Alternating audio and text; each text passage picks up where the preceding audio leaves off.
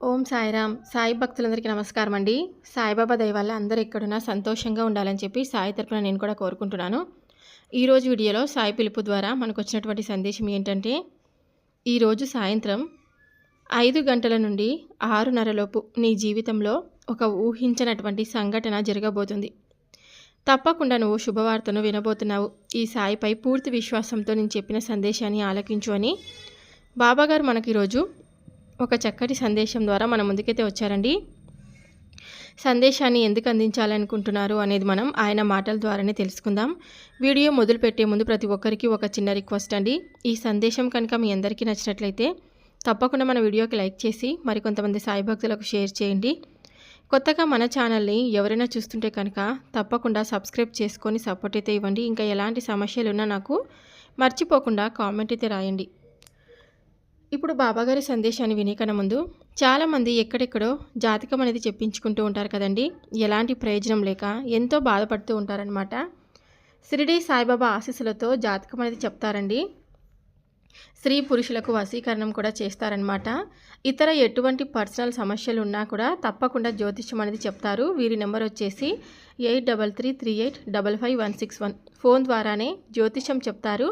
ప్రేమ సమస్యలు, పెళ్లి సమస్యలు, మనోవేదన, ధన సమస్య, విడాకులు, భార్యాభర్తల మధ్య గొడవలు, పిల్లల పొరపాట్లు, మీ జీవితంలో ప్రతి ఒక్క సమస్యకి గురువుగారి దగ్గర పరిష్కారం అనేది లభిస్తుంది. పరస్త్రీ మరియు పురుష వశీకరణం చేస్తారు. స్త్రీ పురుషులకు ఎటువంటి సమస్యలున్నా 100% పరిష్కార మార్గం చూపించబడతారండి. గురువు గారికి నమ్మకంతో ఒకసారి కాల్ చేయండి. మీకు ఉన్నది ఉన్నట్లుగా మీ సమస్యను చెప్పుకోండి. మీ సమస్యకు తగినటువంటి పరిష్కారం తప్పకుండా లభిస్తుంది. చాలా నమ్మకమైనటువంటి గురువు గారు. ఒకసారి ప్రయత్నం చేసి చూడండి. ఇప్పుడు బాబాగారి సందేశాన్ని విందామా మరి. నీ బంధం బలపడడానికి నేను ఇప్పుడు చెప్తున్న సందేశం నీకు ఎంతో ఉపయోగపడుతుంది. తప్పకుండా నీకు ఈరోజు సాయంత్రం లోపు నువ్వు ఒక ఊహించినటువంటి సంఘటన నీ జీవితంలో జరగబోతుంది. ఈ సాయిపై పూర్తి విశ్వాసంతో నేను చెప్పిన సందేశాన్ని ఆలకిస్తావని నీ నుండి కోరుకుంటున్నాను. ఎప్పుడు కూడా బాబాగారిని మనసారా స్మరించుకుంటూ మనం ఉంటాం కదా. ఎప్పుడు కూడా ఎలాంటి సందేశాన్ని వినిపించినా కూడా అది కేవలం మన మంచి కొరకే అని మనం అనుకుంటాము. ఇప్పుడు బాబాగారి సందేశము ఏంటనేది మనం ఆయన మాటల ద్వారానే తెలుసుకుందాం. ప్రతిరోజు కూడా ఎన్నో ఆశలు, ఎన్నో అంతులేని ఆశలతో మనం బ్రతుకుతూ ఉంటాం. కేవలం అనుభూతులతో జీవితాన్ని అనుభవిస్తూ ఉంటాం. అలాగే ఆదాయ మార్గాలన్నీ కూడా మూసుకుపోయి ఎటు కూడా ఏ పని చేసినా కూడా లాభం రాక చాలా ఇబ్బందులు ఎదుర్కొంటూ ఆర్థికంగా ఎన్నో నష్టాలను చవి చూస్తున్నటువంటి నీకు ఈ సాయి గొప్ప అవకాశాన్ని కల్పించబోతున్నాడు. అలాగే నేను నీ జీవితంలోకి ప్రవేశించబోతున్నానంటే ఇప్పటి వరకు కూడా నీ జీవితంలో కానీ, నీ చెంత కానీ, నీ దగ్గర కానీ లేననుకొని మాత్రం అపోహ చెందవద్దు. ఎందుకంటే నేను నీ వద్దే లేకపోవడం వలన, అలాగే నేను ఒకవేళ నీ చుట్టూ లేకపోలేను అనేటువంటి అపోహ నీ మదిలో వస్తే అది ముమ్మాటికి కూడా నీ తప్పే అవుతుంది. ఎందుకంటే ఇప్పటి వరకు నువ్వు ఎన్నో ఆర్థిక ఇబ్బందులను ఎదుర్కొన్నావు. అలాగే ఎన్నో సమస్యలను కూడా చవి చూసావు. కానీ అవేమిటి కూడా నిన్ను అలా వచ్చి ఇలా పలకరించే వాటిగా వెళ్ళిపోయాయే తప్ప నిన్ను ఎన్నడూ కూడా నిరంతరం బాధకు గురి చేసే విధంగా, అలాగే ఎక్కువగా నిన్ను కష్టపెట్టే విధంగా అయితే నీ సమస్య నిన్ను అయితే బాధ పెట్టలేదు అని దేని వలనో తెలుసా?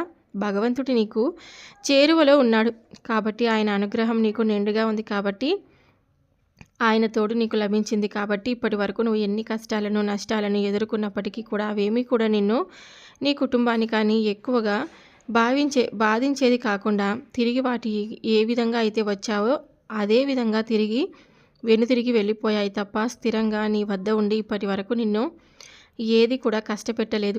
అప్పటికీ కూడా నీ మనసును ఏ విధమైనటువంటి బాధ కలుగుతుందో అని ఈ బాబా ఎప్పుడు కూడా నీ నుండే అంటే నిన్ను గమనిస్తూ జాగ్రత్తగా రక్షిస్తూ వచ్చాడు.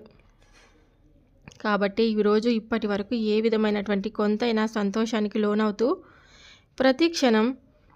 ప్రతి క్షణం కూడా అంటే నాకంటూ మంచి జీవితం ఎప్పుడు వస్తుంది బాబా అని అంటున్నావే తప్ప, ప్రస్తుతం నువ్వు అనుభవిస్తున్నటువంటి జీవితం మంచి జీవితమే అని నువ్వు తెలుసుకోలేకపోతున్నావు. ఎందుకంటే నీకంటే ఇంకా ఎక్కువగా కష్టాలను అనుభవించేవారు చాలా ఎక్కువగా ఉన్నారు. అయితే నీ బాధంతా దేని గురించి అంటే నువ్వు ఎంచుకుంటున్నటువంటి పనిలో ఇప్పటి వరకు కూడా ఎలాంటి లాభాన్ని నువ్వు పొందలేదని కదా ఇన్ని బాధలు.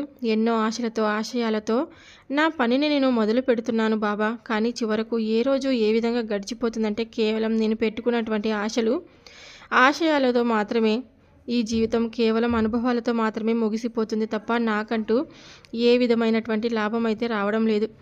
నేను పెట్టినటువంటి పెట్టుబడికి నాకు వచ్చేటువంటి లాభం చాలా తక్కువగా ఉంది. దానివల్ల నేను, నా కుటుంబం ఎప్పుడూ కూడా నిరాశతో, నిస్పృహతో ఈ విధమైనటువంటి దుఃఖాన్ని పొందుతూ ఏ విధంగా అంటే ఆర్థిక పరంగా మేము ఏ విధంగా కూడా ఆనందంగా ఉండేటువంటి క్షణాలు అంటూ ఇప్పటి వరకు పొందలేదు బాబా అనే కదా నువ్వు బాధపడ్డావు. చూడమ్మా, ఇప్పటి నుండి నీకు అన్ని విధాలుగా ఆదాయ మార్గాలన్నీ కూడా గొప్పగా ఉండబోతున్నాయి.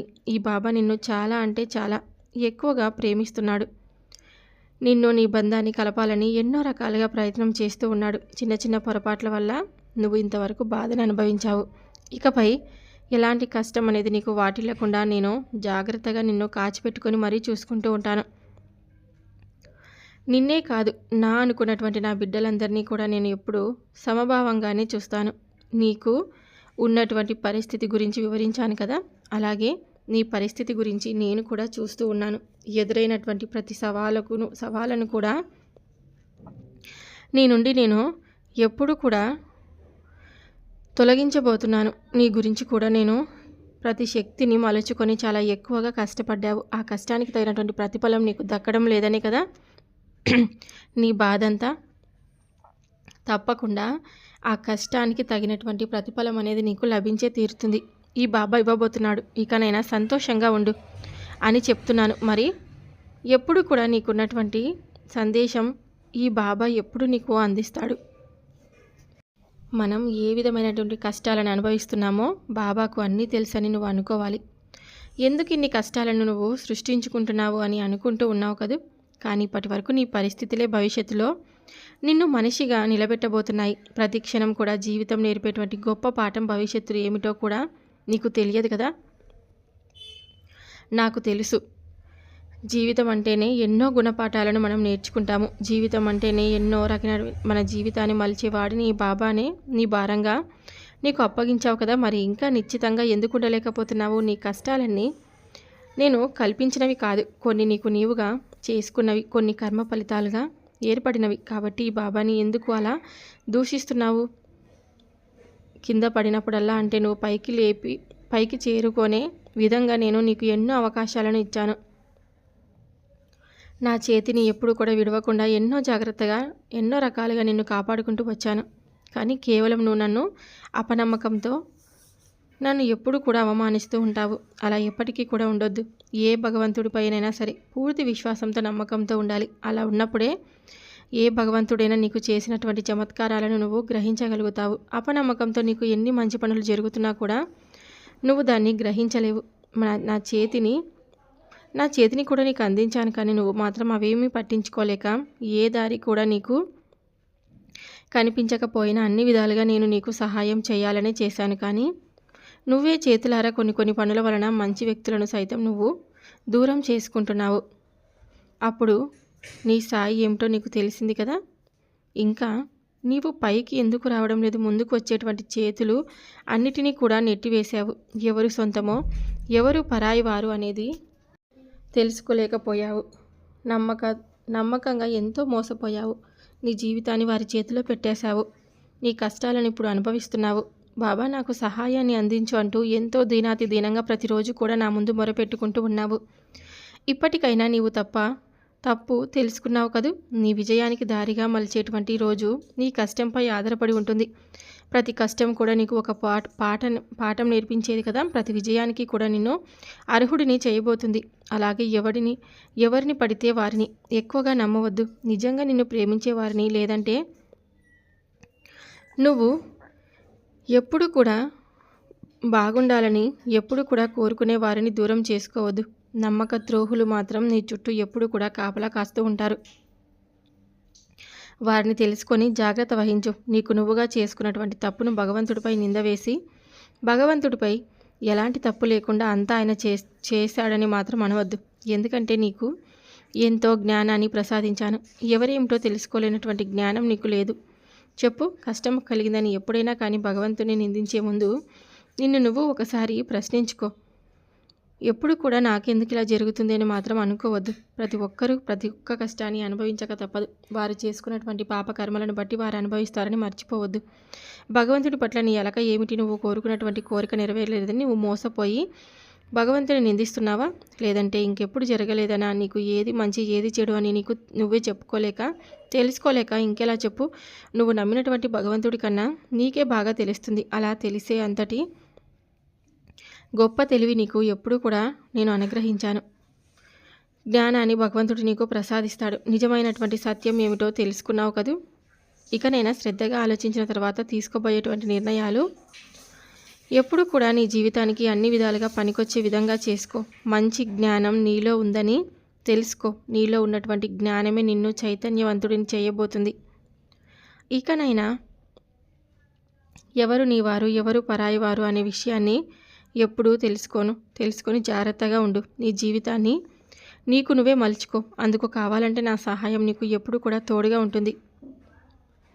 ఎప్పుడు కూడా నేను చెప్పినటువంటి సందేశాన్ని ఆలకిస్తున్నందుకు నీకు ఎన్నో రకాలైనటువంటి కృతజ్ఞతలు నేను తెలుపుకుంటూ ఉంటాను. నీ మంచి కోరే నేను అన్ని విషయాలను చెప్తూ ఉంటాను.